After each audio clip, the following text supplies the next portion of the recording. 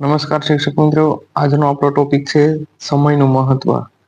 તો એના ઉપર આગળ વાત કરીએ. સમયનું મહત્વ કઈ રીતના, કારણ કે ખૂબ અત્યારે ચર્ચામાં પણ આવો ટોપિક લઈ શકાય. સમય છે એ કિંમતી છે, મોંઘુ મૂલ્ય છે, બધાને ખબર છે. પણ સમય ઉપરથી જો નિબંધ પૂછાય તો આપણે જોઈ લઈએ. સમયે ભરતી જોઈને રાહ જોતા નથી, એટલે કે સમય છે કોઈનો રાહ જોતો જ નથી. કહેવત છે કે મૂલ્યવાન છે, ખૂબ જ સમય મૂલ્યવાન છે. સરળ અને અસરકારક રીતના સમજાવે છે.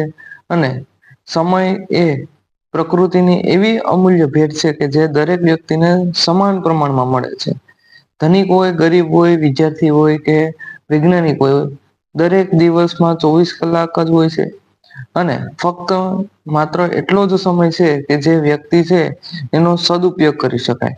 સરળતાથી સફળતાના શિખરો સુધી જવા માટે પણ સમય છે એ ખૂબ મહત્વનો. સમયની જો કદર કરશો તો સમય આપણી કદર કરશે, એવી પણ કહેવત અહીંયા તમે એડ કરી શકો છો. જયારે કોઈ છે સમયનો દુરુપયોગ કરી અને જીવનમાં પાછળ રહી જાય છે. એટલે કે સમયના જો સમયને તમે ઓળખી શકો તો તમે તમારા છે એ સફળતાની સીડીઓ તમે આરામથી ચડી શકો. જોઈએ આગળ સમયને રિલેટેડ કેટલી માહિતી લખેલી છે. તો સમય છે એ જીવનનું સૌથી કિંમતી ધન છે. ગુમાવેલું ધન, ગુમાવેલી વસ્તુ કે ગુમાવેલી કોઈ પ્રતિષ્ઠા કદાચ પાછી આવી શકે, ફરી મળી શકે. પરંતુ વીતેલો સમય ક્યારેય જ પાછો મળતો નથી. એટલે કે સમય છે એ એક વાર ચાલ્યું ગયું એટલે ચાલ્યું ગયું. સમયનું આયોજન અને તેનું યોગ્ય સંચાલન જીવનમાં સફળતા માટે અનિવાર્ય છે. વ્યક્તિ સમયની કદર કરે તો સમય પણ તેની કદર કરશે. આ પણ જોવા મળશે કે સમયની તમે કદર કરશો તો સમય તમારી કદર કરશે. એવી પણ અહીંયા તમે એક્શન લખી શકો અથવા કોઈ સૂચન લખી શકો હાઈલાઈટ કરીને. વિદ્યાર્થી જીવનમાં સમયનું મહત્વ એ વિશેષ છે. નિયમિત અભ્યાસ, સમયસર ગૃહ કાર્ય, પરીક્ષાની તૈયારી, સ્વ સ્વીકાર અને સમયનું યોગ્ય આયોજન જરૂરી છે. છેલ્લી ઘડીમાં ઉતાવળ કરેલ અભ્યાસ છે, ઉતાવળે કરેલો જે અભ્યાસ છે ઘણી વખત ચિંતા અને નિરાશા પણ પેદા કરે છે. એટલે જો નિયમિત રીતના અને આયોજનબદ્ધ મહેનત કરવામાં આવે તો તમારો આત્મવિશ્વાસ વધે છે. પરિણામ પણ સારું આવે છે. ઉજ્જવળ પરિણામ તમને ત્યાં જોવા મળશે.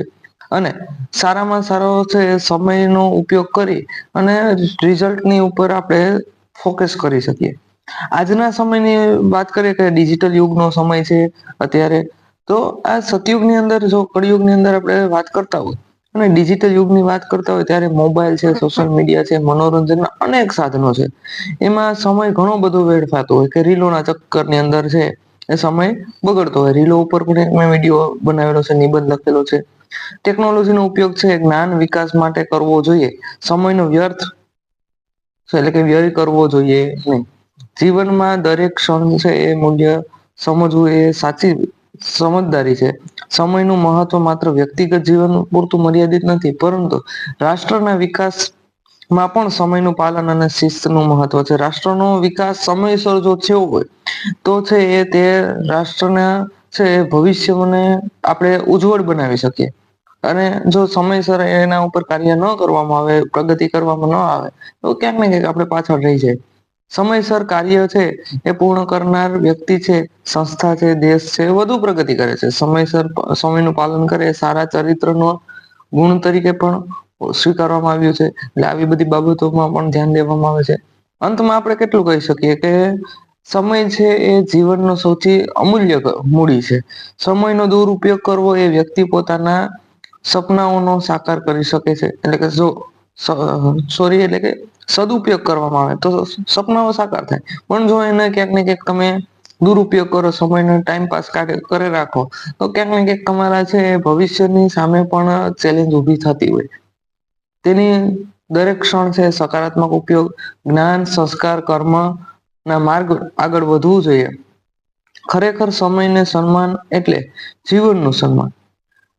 જો આપણે સમયને સાચવીશું નહીં તો કાલે આપણું ભવિષ્ય છે એ ઉજ્જવળ જો સાચવીશું તો ઉજ્જવળ બનશે. નહીં સાચવીશું તો ક્યાંક ને ક્યાંક આપણે સમયને આધારે છે આપણું ભવિષ્ય અંધકાર તરફ લઈ જઈ રહ્યા છે. તો કબીરદાસ શું કહે છે કે કાલ કરે સો આજ કર, આજ કરે સો અબ. એટલે કે કોઈ પણ કાર્ય કરવામાં આપણે છે એમ નથી વિચારવાનું કે કાલે કરી નાખશું. આજે જ થતું હોય તો આજે જ કરવાનું. આવા બધા સ્લોગન આપેલા છે, ટાઈમ ઇઝ મની ને આ બધા તો આપણે ઉપયોગમાં લઈએ છીએ, તો એ લઈ લેવાનું છે.